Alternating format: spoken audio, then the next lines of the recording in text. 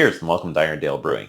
Today we're going to talk about West Coast Pilsners, and specifically one I made with Sasquatch hops. So I'm calling it a Sasquatch Pils. Super creative that way. I've been wanting to use Sasquatch hops for a long time just because of the name, because I wouldn't say I believe in Bigfoot. I want to believe in Bigfoot, or more appropriately, I want to believe that we haven't found everything, figured everything out. So I'm into Bigfoot stuff. I don't go squatching or anything like that, but I like all the legend around it and all that stuff. So I thought it'd be fun to try to make a beer with Sasquatch hops that come from British Columbia. I think they're the only patented Canadian hop. Now, let's talk about West Coast Pilsner as a style first. It is not an official BJCP style. It is kind of being defined by the people that make them, and it is becoming more popular the last few years. And the idea behind a West Coast Pilsner that I also really like is that you have the kind of drinkability and crispness and lightness of a Pilsner, but with West Coast hops. So, probably obvious from the name. But for me, the big difference between a West Coast Pilsner, and I've had a few, I'll probably compare some at the end of this video, and say an IPA is much meatier. It has, a bigger body to it, and it'll have some crystal malts in there typically, depending on, what era you want to talk about for IPAs. And it's just a beefier beer, whereas a West Coast Pilsner is going to be nice and light and crisp. You might not even, once you get the hops in there, notice so much the grains underneath. It's just meant to be a easy drinking, Pilsner style beer, but with those West Coast hop characters. So I thought it would be fun to try that with Sasquatch hops, based on what I read about Sasquatch hops, it seems like they would work well in this style. And specifically, I'm going to be looking at my phone a little bit to talk about recipe, because if you're watching this video and you're a brewer, which I don't know why you'd be watching this if you weren't, but I kind of want to lay out my thinking behind this, because I am still early in my kind of custom recipe development phase of my brewing. And if there's stuff that people hear, they're like, you should try this, or you use too much of that, or different technique here, I would love any feedback on this. And I'm going to dispatch some of this out to some of my fellow brew tubers to get their feedback as well. So my concept with this was, start with the Pilsner. I used, I think, 95% Pilsner malt and just a little bit of, let me pull it up so I don't give the wrong information. It was 95.2% Pilsner malt and 8% Carapils, just to give it that little bit of extra body. Maybe didn't make a difference, I don't know. But one of these days I'll try 100% Pilsner recipe. Haven't gotten there yet. I like the security blanket of thinking if I throw Carapils in there, it'll be a little bit better. So for hops, and this is where, of course, most of the thinking and kind of concept of the recipe comes in. So Sasquatch hops are very delicate. I'd never used them before, but based on everything I read and saw, the Brew Dudes had a really good video about Sasquatch hops where they do. They're fantastic. If you haven't checked them out, brew-dudes.com or Brew Dudes on YouTube, they have a fantastic series of smash beers, and they pretty much any hop you can think of, they've done just a really simple. They have a 2 pounds of 2 gallons of water and 1 hop that they put in. I think they boil, late boil edition, and dry hop, usually with all of them. It's a great way to get their take on hops, and so check them out if you haven't. So Sasquatch hops, pretty delicate. The batch I got were only 5% alpha acid, so this is not going to be something that you're going to bitter your beer with. So I went with Warrior just to get, the more I thought about it, I was just like, I just want a baseline, kind of generic bitterness for this beer. I want to emphasize the Sasquatch hops, and given that they're delicate, that gets tricky. So kind of took a run at my best approach here. Talk about the flavor of Sasquatch hops a little bit first, and forgive me for looking at my phone. I just want to make sure I kind of get all the details in here.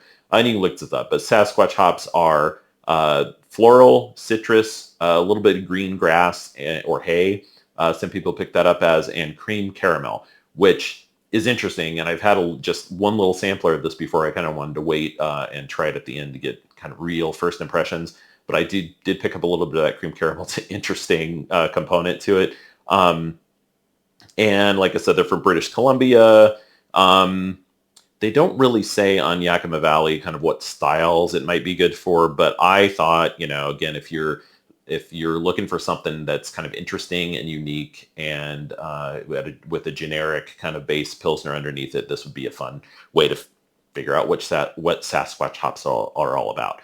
But again, because they're so delicate and because I really wanted to get a West Coast kind of take on a Pilsner and get that West Coast character in there, I also used some Simcoe. But here's the hopping strategy. And again, this is what I came up with, and I would love to hear feedback on it.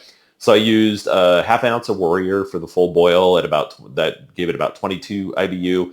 I used a half ounce of Sasquatch at 30 minutes because, again, not great at boiling. I just kind of wanted to get, kind of the mid and late edition characteristics out of the Sasquatch hop. So I used a half ounce at 30 minutes. That's about 6.5 IBU.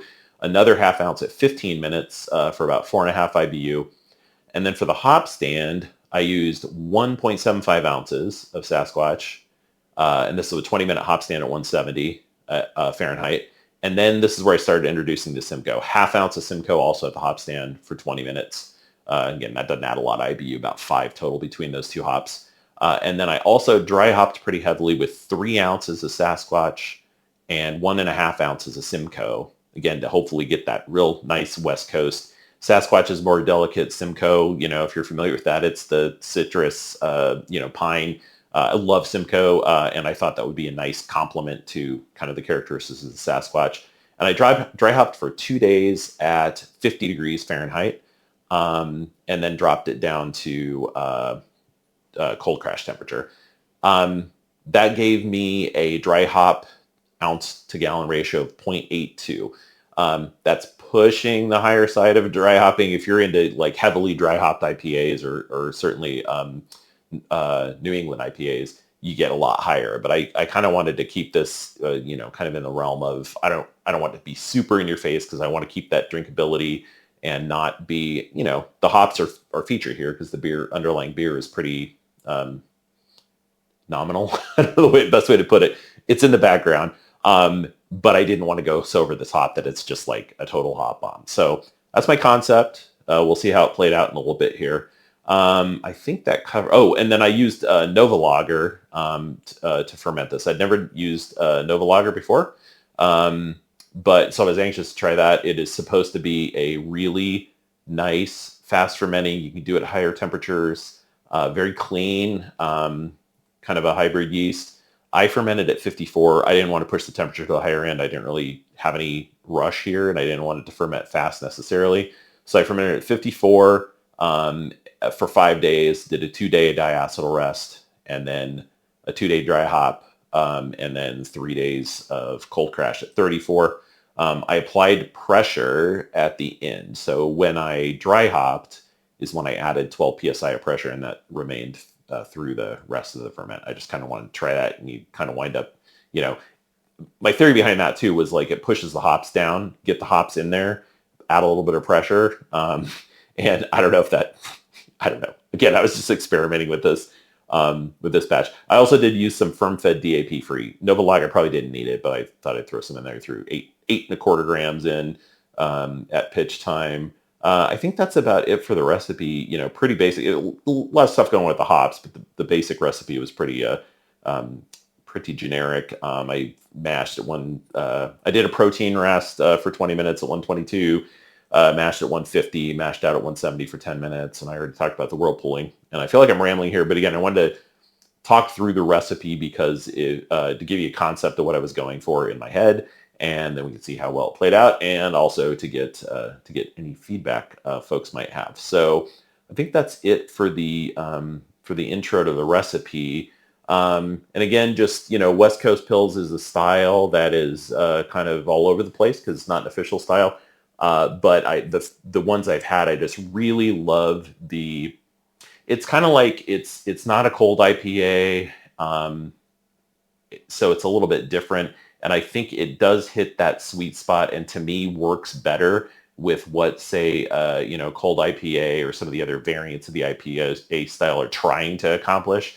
But I don't think they're as successful for me as a West Coast Pilsner, which is just, it's so drinkable, and you can mess around with the hops a lot, and it's a lighter, beer, lower ABV. I think what I was going for with this batch was starting gravity of about, let's see if I can find it, apologies, 1049, and final gravity of 1008. So again, you want it to finish pretty dry, but light, SRM of 3.1, total IBUs of 39, so BUG ratio of about 0.8. Again, I didn't want to like push into IPA territory, because you do hit a point where if you don't have enough malt and enough kind of meatiness to the body, that it'll get out of whack with the hops. So I was trying to stay below 1 on the BUGU. That seemed to work pretty well, but I'll talk about the tasting here in a little bit. That was the targets. Now let me pull up the batch, talk a little bit about NovaLager. Is crazy. So I got better efficiency than I thought I was going to get. So my original gravity was actually 1050, so not a lot, and it finished a little bit drier than I intended, so it hit 1005. It fermented out. I'll put the chart up on the screen, but it fermented out very quickly. I think it hit final I mean, it kept going down kind of the whole time, but the initial drop off was, I think, 2 days, maybe. And then it was kind of close to final gravity. So it really fermented out well. And NovaLager, I'll talk about this at the end too, but it's very, very clean. Just, I love that yeast. I will definitely use it again. It works really well.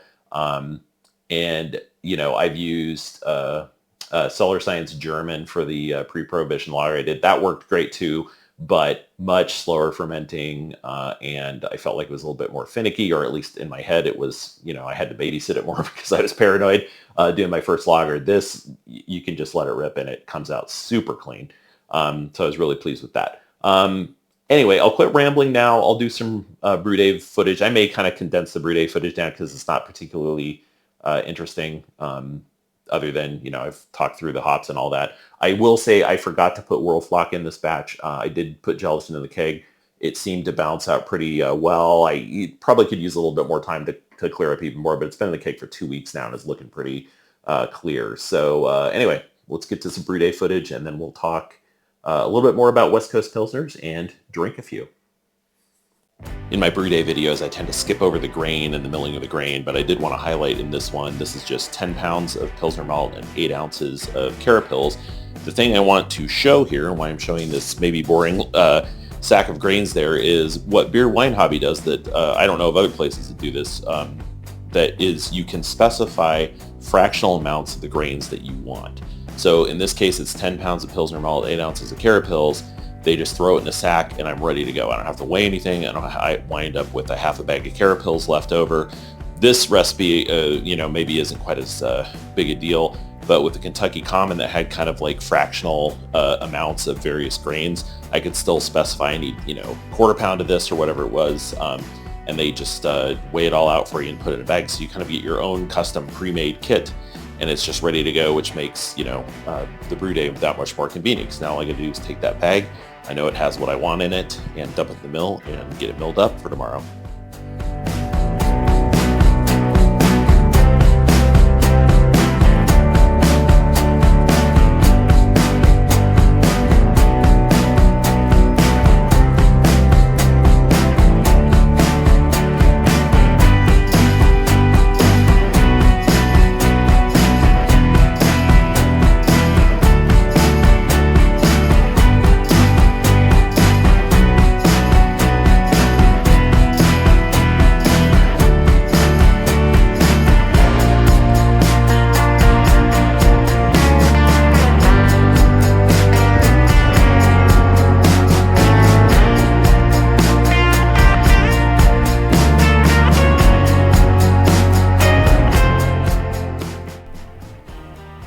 So as I said in the intro, the brew day was pretty uneventful. I'm just showing a shot here of this. The first time I used the Sergeant Sparge head. I had it on a hose. You'll see in a second that one of the brew tubers gave me a better idea for a piece of equipment I already had even. Worked pretty well, and it was better with the lid on. And this is somebody, when I was on Discord while I was brewing and kind of talking about the Sergeant Sparge head, and I think it was Yancey said, hey, I have that flexi arm. And I said, so do I, but I didn't use it because I didn't think of it, and I'm a dummy. Had the cam lock for it and everything. but that might be a better way. And this is just a quick shot of the appropriate mug of coffee for brewing a Sasquatch West Coast Pils. This shot is just in praise of Brewzilla profiles again. I love that I can kind of plan the brew day ahead of time, build it into a profile, and download it to the system, and then I just know it's going to adjust the power accordingly, adjust the temperatures accordingly, has all the steps laid out. This one I went a little bit overboard and even had it tell me when to add hops and all that stuff. So I had fun doing that, and I really like brewing that way. I think it's pretty slick. This is just a shot of the lovely hops I used from Yakima Valley Hops. And this was obviously for the boil, some Warrior, some Sasquatch at 13 minutes and 15 minutes. Again, had to use a lot more Sasquatch than the Warrior and everything else. I know I said this over and over again in my last video, but I am totally sold on the settings for the Brewzilla. This works so well. The profiles are awesome. Wish I would have done it sooner. I will put a link to the Kegland video where they go over the settings that they recommend. But this mash temperature has just been rock solid. Again, you can see the built-ins at 156, but the wrapped Bluetooth temperature controller has been like 148 to 151-ish. And we're halfway through them, or almost, got 20 minutes left in the mash, you can see on there. Highly recommend that approach. It works fabulously well. And here we fast forward to the Whirlpool. I think it was from I don't know, 1.75 ounces of Sasquatch, half an ounce of Simcoe, I think, going in for a Whirlpool 170. 20 minutes, I believe. I don't know. I can't remember. I cover all that stuff at the beginning of the end, so whatever I said there is correct. And then, of course, getting it into the fermenter. My cold groundwater was fabulous. Got me down to 54, which is exactly where I wanted to be. Got it in the fermenter exactly at pitching temperature. Chilled down pretty quickly. And I think coming up next this is the setup in the fermenter. It is very tall with the hop bong on there. I went ahead and put it on there at the beginning so that it was ready to go when I wanted to dry hop. Sanitized it. It's all closed up, ready to go. I thought that was a better way to do it than having to futz around getting all that stuff installed in the freezer on dry hop day. And then this is me. This is the fermentation after about 36 hours. It was already 7% done. NovaLager is very aggressive, but comes out very clean. Really happy. First time using that yeast, but definitely will be using it again. I really like how it came out. And this is a fast motion segment of me dry hopping, futzing around with a funnel that was, the hole was too small for the hops to ball back through. And I had to shut my freezer door several times because it was beeping. So this is basically just, getting all this stuff set up, getting it purged with the CO2, and, all the usual dry hop stuff. This is my first time using the hop bong. I really like it. It's a very slick device. And I'm glad I have that. That's a really nice way to dry hop, even though it's a big contraption on top of your fermenter. There go the hops.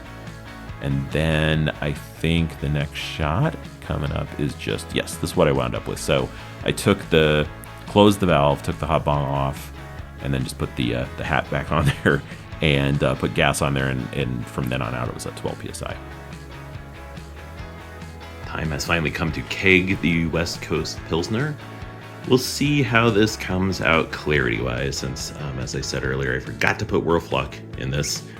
Weird how the brain works. That popped into my head like 3 days after I brewed.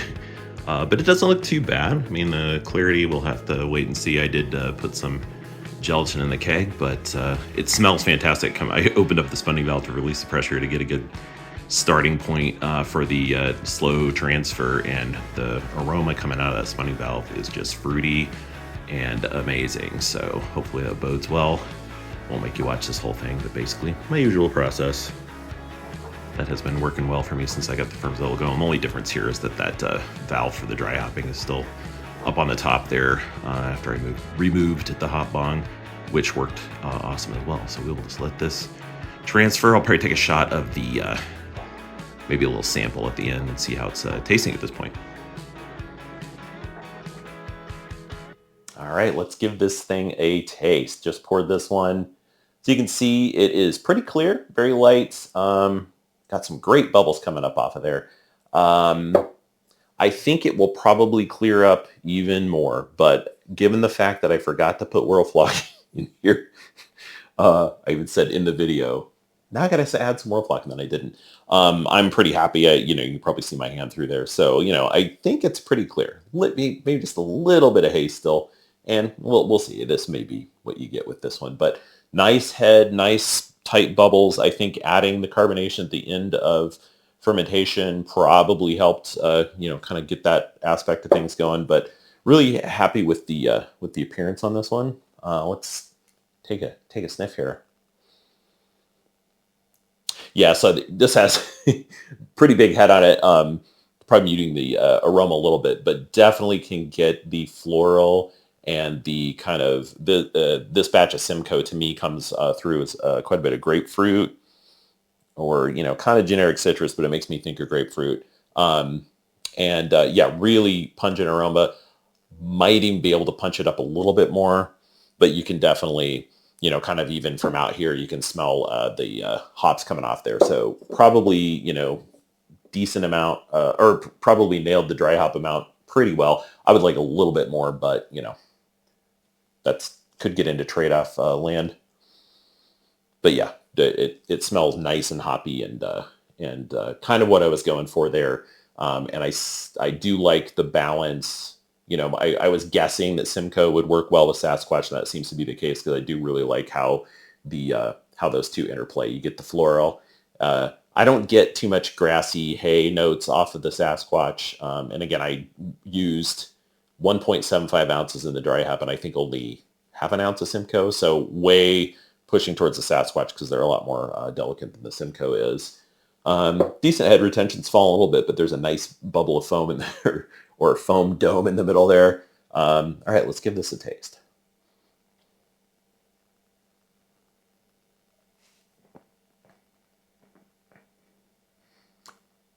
Yeah, so the mouthfeel is nice and light, and finishes nice and crisp, a little bit sparkly at the end, which is great. That's exactly what I was going for.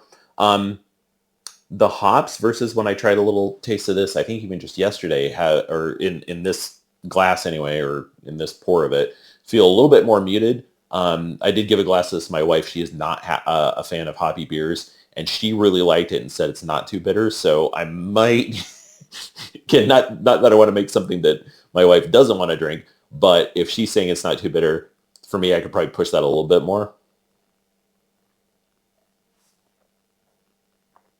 But yeah, I think that mix of hops is really nice. The interesting part of the Sasquatch hops, you get the caramel notes, kind of.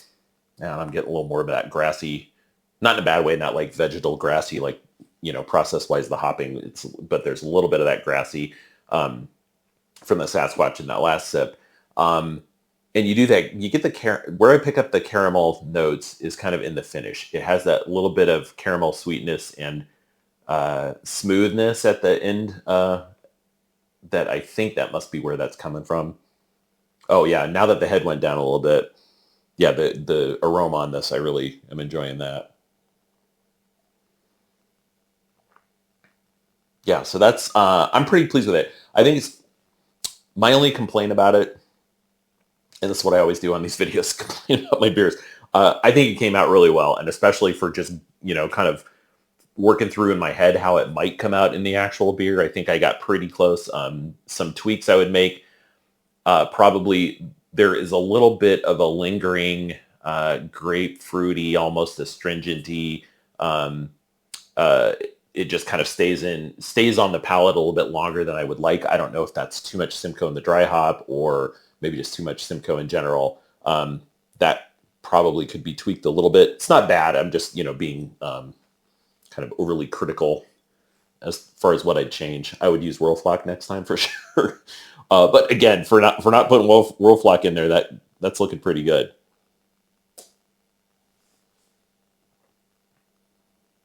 But yeah, I think, for a first try at this, and for what I was going for, and never having made a West Coast Pils, I'm pretty pleased with it. It's definitely interesting. It's unlike anything else I've had. Those Sasquatch hops, if you're kind of curious about that mix of stuff I was mentioning, I think they're worth a try. You just got to figure out to use them from my perspective anyway, in conjunction with something else. I don't think, unless you just want to make a smash beer or really get a sense of what those Sasquatch hops do, they would not be great for bittering because you'd have to use a massive amount of them. And they're pretty delicate, which is why I used, proportional to the Simcoe, so much Sasquatch hops to make sure that that character was coming through. And that part worked out pretty well. So the only other thing I want to do is, since West Coast Pils is such a undefined style, I thought I happened to come across a couple of others. So I kind of wanted to do a comparison. This one is Fort George Scatterplot West Coast Pils. Fort George is one of my favorite breweries. They make just fantastic stuff across the board. And since we're talking West Coast Pils, let's see what they did with it. They usually put on their cans what hops they use. On this one, they did not. I will look that up and put it on the screen. I don't want to bore you watching my phone right now. And Fort George is out of Astoria, Oregon. Everything they make, I don't think I've ever had a bad beer from them. So they got better carbonation, for sure. And it's clearer, for sure. And again, you're not comparing apples to apples because what they did might be totally different than what I did in terms of the hops. Yeah, this is definitely traditional West Coast. I'll have to look this up, but in fact, I'll just look it up now. That's got to be Cascade, that kind of stuff going on in there. Let's see. Sorry, I may skip this part, but Scatterplot. There we go. Let's see what they're using. Sorry, I should have looked this up ahead of time. Wow, 2 I've never heard of. Saphir, Mosaic, Vista, and Citra. Okay. I'll have to look those up because I'm not familiar with Saphir or Vista. But yeah, this is definitely, I'd say compared to mine is brighter and more floral side of things. And this is like, not quite catty, but it's definitely towards the dank side of the spectrum.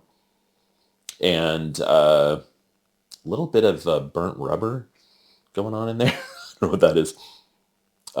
Like I said, good looking beer. It's getting some condensation on the glass now, but very good carbonation.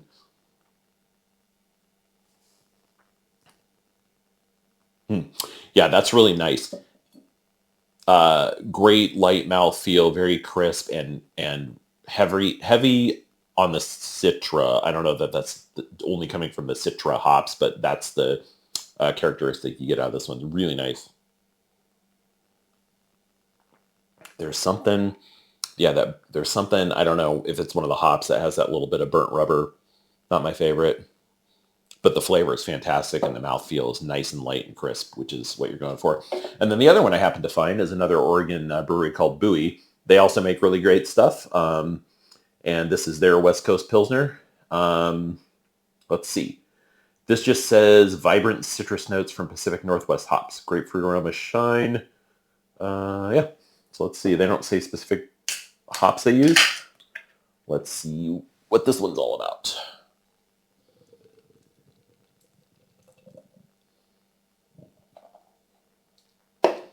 All right, get the cans out of the way here.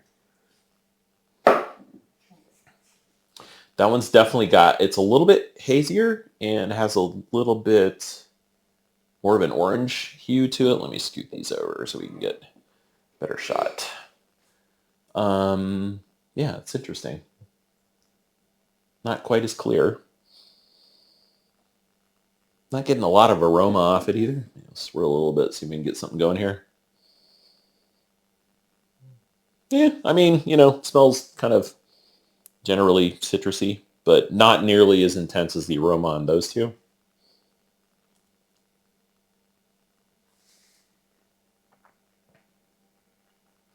That is, there's not a lot of hops going on in that compared to these, to mine and to the Fort George. It's super easy drinking. I mean, this is a great, great summer beer. Again, it's this one I'm drinking. But it is not particularly hoppy, which, again, it depends on your perspective. This is an uncategorized beer, so you can kind of do whatever you want with it. For me, that is not hopped enough for it to be like a, real West Coast Pilsner. I mean, you know, there's hops in there, and definitely in the aftertaste, I'm getting that, you know, West Coast hop character. But I think it could use a lot more. Also, the body of this one is a little bit sweeter and a little bit heavier than these two. It's not heavy by any means, but heavier than these two are similarly crisp. So I like this one. It's good. I like it. I like it less than mine or than the Fort George for sure. And it's interesting. You know, it's fun to try these because different philosophies of this one style. And you just get different things. Look at the carbonation on that is crazy. It's still just going crazy. But yeah, anyway, that's West Coast Pilsners. That is my Sasquatch Pils. Pretty happy with it.